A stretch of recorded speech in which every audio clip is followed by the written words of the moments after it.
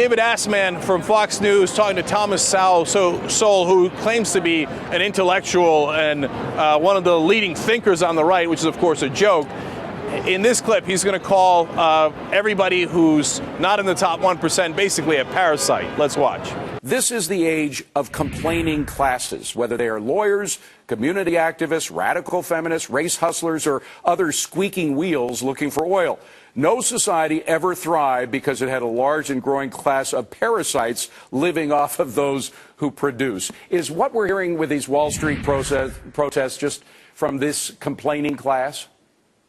Oh, absolutely. I can't imagine that when I was their age that I would have enough money that I could afford to hang around in parks for weeks on end, not doing any work and not bringing in any income. Now get a load of that irony. He says they've got enough to live here without having to go get a job. So wait a minute. So are they bums and homeless?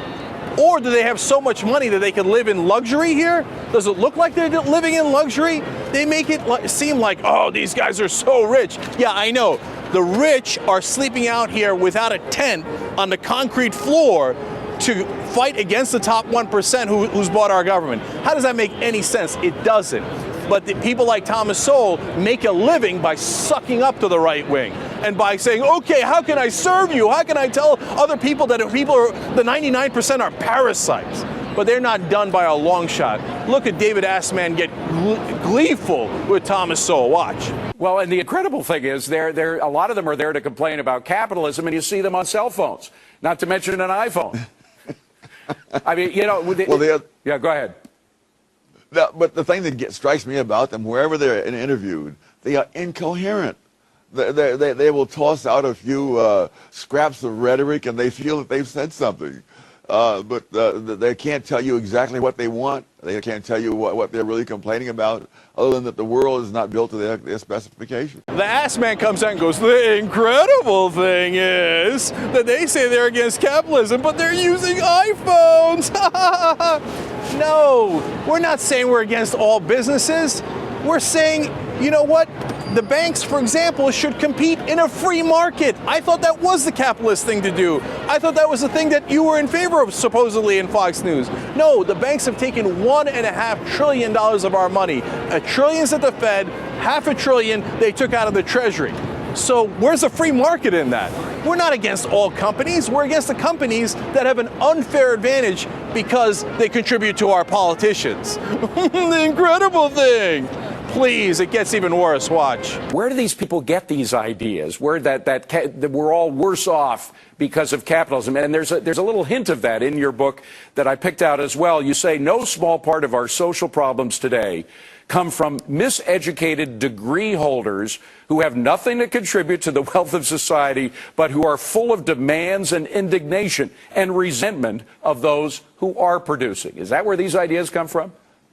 Yes, and I think the education is pathetic. When I see these people on whom I guess probably $100,000 at least have been expended in their education, counting the public schools, I wonder what kind of return is there when they are unable to put together a few coherent sentences to say what it is that they don't like specifically and what it is that they think ought to be done and why. So now Sowell's trying to say that, and Asman as well, that the top 1% are the producers. They're the ones that produce everything, and everybody else, I guess, is that leech and that parasite.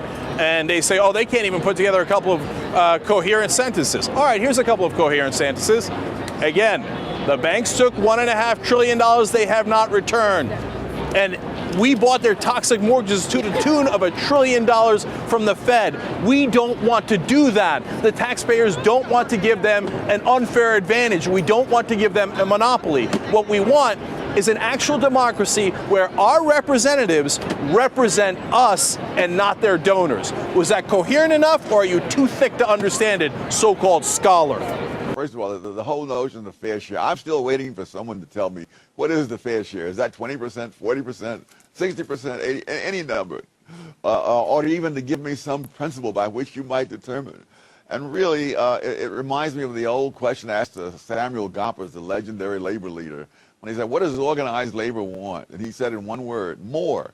And when they say fair share, they mean more. That's all they mean. All right, Mr. Scholl, you want numbers? I'll give you numbers. How about during the Clinton years, when we had a marginal tax rate of 40%, we created 23 million jobs in 8 years. And when we lowered the top income tax rate, which is what you want to do, to 35%, over the last 10 years, we've lost 1 million jobs. How you like them numbers? And they say, oh, these guys, they just want to tax the rich more, but they never give numbers. How about your numbers? How about your philosophy? All you ever say is tax the rich less, less, less, less. Okay? And you know, under Herman Cain's plan, Warren Buffett would pay anywhere from 0 to 1% in taxes. And I suppose that still isn't enough for you. All right, we have the numbers to show that actually we can create jobs, and all you ever do is lose jobs. So, unsurprising that the Asman and Sowell had a little gleeful interview there where, again, they represented the top 1% and the bankers who are robbing us blind. Fox News at its best.